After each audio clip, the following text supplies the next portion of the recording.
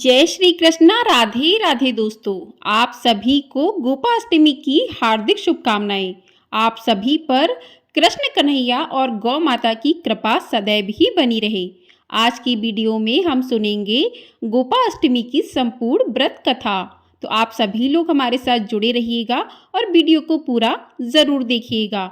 हर साल कार्तिक मास के शुक्ल पक्ष की अष्टमी तिथि को गोपाष्टमी मनाया जाता है। तो साल 2024 में गोपाष्टमी का व्रत 9 नवंबर दिन शनिवार को रखा जाएगा और इस दिन बछड़े और गाय की पूजा की जाती है और भगवान कृष्ण की पूजा की जाती है। गाय को अच्छे से सजाया जाता है, उसके बाद उसकी पूजा की जाती है। यह शुभ दिन विष्णु जी और गौ पूजन के लिए समर्पित माना गया है। मान्यता है कि कार्तिक माह शुक्ल पक्ष की प्रतिपदा तिथि को इंद्र के प्रकोप से गोकुल वासियों को बचाने के लिए गोवर्धन पर्वत अपनी उंगली पर उठा लिया था।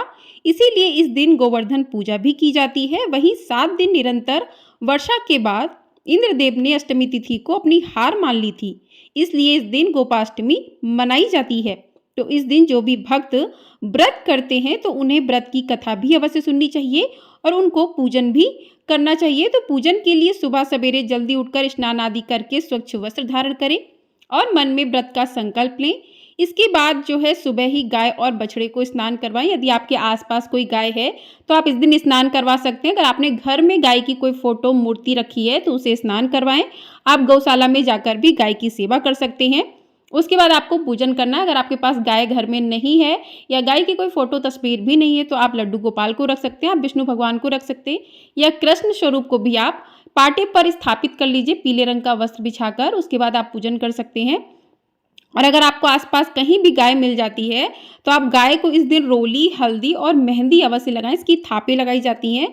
कहते हैं ऐसा करने से गौ माता का आशीर्वाद प्राप्त होता है। उसके बाद जो है आप फल फूल धूप दीप दिखाएं, गौ माता की आरती करें। और इस दिन जो है गौ माता को अगर आप घास हरी खिला सकते हैं, हरी घास, तो वो जरूर खिलानी चाहिए और गौ माता की परिक्रमा करनी चाहिए। परिक्रमा के बाद कुछ दूर गाय के साथ चलें। ऐसा आपको अगर गाय मिल जाती है तो आपको ऐसा करना है। अगर आपको गाय नहीं मिलती है और आपके घर में कोई गाय की पत्थर की मूर्ति है या फिर कोई भी फोटो वगैरह है तो आप उसको रख कर वहीं पर पाटे पर आप उस फोटो को भी रख लें, कृष्ण भगवान की फोटो को या विष्णु भगवान की फोटो को रख लें।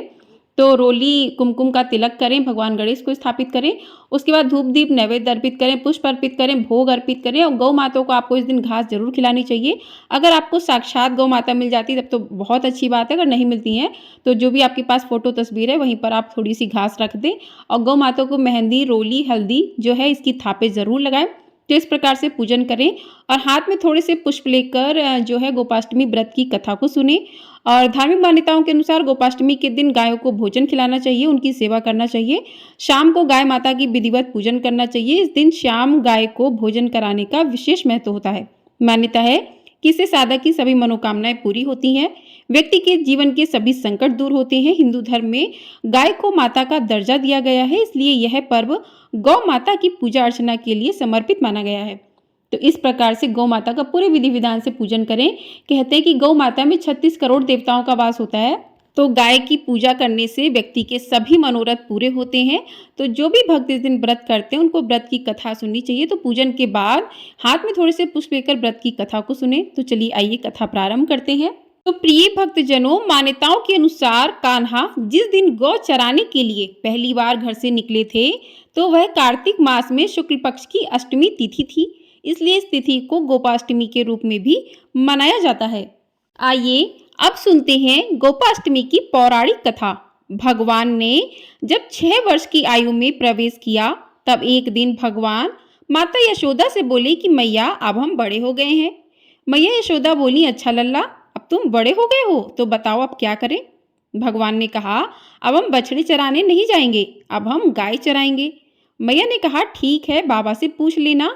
मैया के इतना कहते ही झट से भगवान नंद बाबा से पूछने पहुंच गए।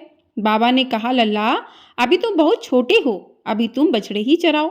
भगवान ने कहा, बाबा अब मैं बछड़े नहीं गाय ही चराऊंगा। जब भगवान नहीं माने तब बाबा बोले, ठीक है लाल, तुम पंडित जी को बुला लाओ, वह गौचारण का मुहूर्त देखकर बता देंगे। बाबा की बात सुनकर भगवान झट से पंडित जी के पास पहुंचे और बोले, पंडित जी आपको बाबा ने बुलाया है, गौचारण का मुहूर्त देखना है। आप आज ही का मुहूर्त बता देना, मैं आपको बहुत सारा माखन दूंगा। पंडित जी नंद बाबा के पास पहुंचे और बार बार पंचांग देखकर गणना करने लगे। तब नंद बाबा ने पूछा, पंडित जी क्या बात है, आप बार बार क्या गिन रहे हैं? पंडित जी बोले, क्या बताएं नंद बाबा जी, केवल आज का ही मुहूर्त निकल रहा है, इसके बाद तो 1 वर्ष तक कोई मुहूर्त नहीं है। पंडित जी की बात सुनकर नंद बाबा ने भगवान को गौचारण की स्वीकृति दे दी। भगवान जो समय कोई कार्य करे वही शुभ मुहूर्त बन जाता है। उसी दिन भगवान ने गौचारण आरंभ किया और वह शुभ तिथि थी कार्तिक मास में शुक्ल पक्ष की अष्टमी। भगवान गौचारण आरंभ करने के कारण यह तिथि गोपाष्टमी कहलाई। माता यशोदा ने अपने लल्ला के श्रृंगार किया और जैसे ही पैरों में जूतियां पहनाने लगी तो लल्ला ने मना कर दिया और बोले, मैया यदि मेरी गौएं जूतियां नहीं पहनती तो मैं कैसे पहन सकता हूँ? यदि पहना सकती हो तो उन सभी को भी जूतियां पहना दो और भगवान जब तक वृंदावन में रहे। भगवान ने कभी पैरों में जूतियां नहीं पहनी, आगे आगे गाय और उनके पीछे बांसुरी बजाते हुए भगवान, उनके पीछे बलराम और श्री कृष्ण के यश का गान करते हुए ग्वाल गोपाल इस प्रकार से विहार करते हुए भगवान ने उस वन में प्रवेश किया। तब से भगवान की गौचारण लीला का आरंभ हुआ। जब भगवान गौ चराते हुए वृंदावन जाते तब उनके चरणों से वृंदावन की भूमि अत्यंत पावन हो जाती। वह वन गौ के लिए हरी भरी घास से युक्त एवं रंग बिरंगे पुष्पों की खान बन गया था। बोलिए गौ माता की जय, बोलिए कृष्ण कन्हैया लाल की जय। तो इस प्रकार से गोपाष्टमी की कथा पूर्ण हुई। एक और पौराणिक मान्यता है जिसके अनुसार कार्तिक शुक्ल प्रतिपदा से लेकर सप्तमी तक भगवान श्री कृष्ण ने गौ, गोप और गोपियों की रक्षा के लिए अपनी उंगली पर गोवर्धन पर्वत धारण किया था।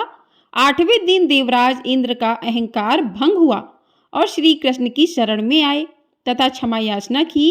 तब कामधेनु ने कृष्ण जी का अभिषेक किया। तभी से कार्तिक शुक्ल अष्टमी को गोपाष्टमी का उत्सव मनाया जाने लगा। इस दिन गौ माता की पूजा की जाती है, साथ ही श्री कृष्ण को तरह तरह के भोग लगाए जाते हैं। भविष्य पुराण, स्कंद और ब्रह्मांड पुराण तथा महाभारत में भी गाय के अंग प्रत्यंगों में देवी देवताओं की स्थिति का जिक्र किया गया है। गाय पूजन से सभी देवी देवतागण प्रसन्न होते हैं और इससे शुभ सौभाग्य की वृद्धि होती है। गाय हमें कई ऐसे पोषक तत्व देती है जो इंसान को स्वस्थ बनने में मददगार साबित होते हैं। तो बोलिए गौ माता की जय। तो इस प्रकार से गोपाष्टमी का पर्व मनाया जाने लगा। इस दिन जो भी भक्त व्रत करते हैं तो उन्हें इस प्रकार से पूजन करके कथा सुनने के बाद गौ माता की आरती करनी चाहिए। आप भगवान कृष्ण की आरती कर सकते हैं, भगवान विष्णु की आरती कर सकते हैं। तो चलिए गौ माता की आरती शुरू करते हैं।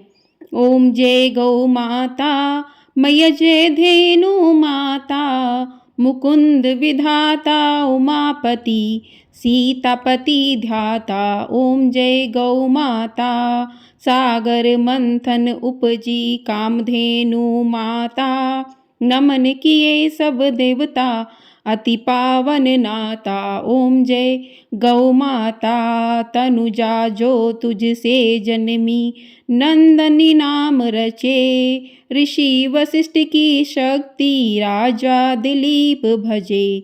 ओम जय गौ माता, पाप विनाशिनी मैया, सुखद भंडार भरे, 33 कोटि देवता अंग निवास करे।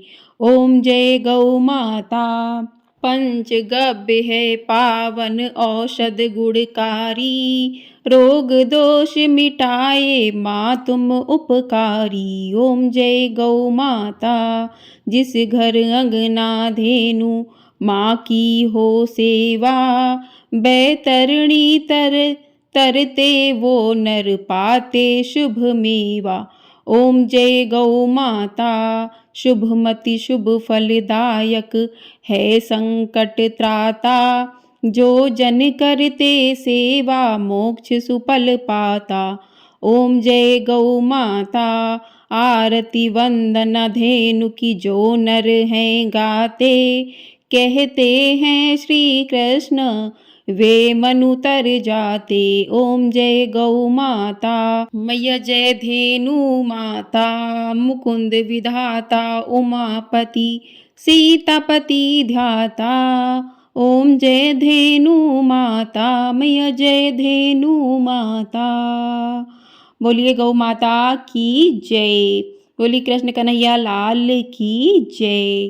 तो इस प्रकार से गौ माता की आरती पूर्ण हुई, गोपाष्टमी की व्रत कथा पूर्ण हुई। तो आपको ये वीडियो पसंद आई है तो कमेंट बॉक्स में गौ माता की जय अवश्य लिखिएगा और चैनल को सब्सक्राइब कर दीजिएगा यदि आपने चैनल को सब्सक्राइब नहीं किया है। आपको हमारे चैनल पर प्रतिदिन कार्तिक मास के महात्म्य के अध्याय सुनाए जा रहे हैं। यदि आपने उन अध्यायों को नहीं सुना है तो आप जाकर सुन सकते हैं, और आप सुनना चाहते हैं उन अध्यायों को तो चैनल को सब्सक्राइब कर लीजिए ताकि आपको समय से सारी वीडियो प्राप्त हो सके। आपको हमारे चैनल पर आंवला नवमी की कथा भी सुनाई जाएगी, तो आप लोग उसे भी अवश्य सुनिएगा यदि आप सुनना चाहते हैं तो। और कमेंट बॉक्स में गौ माता की जय अवश्य लिखिएगा। बोलिए गौ माता की जय।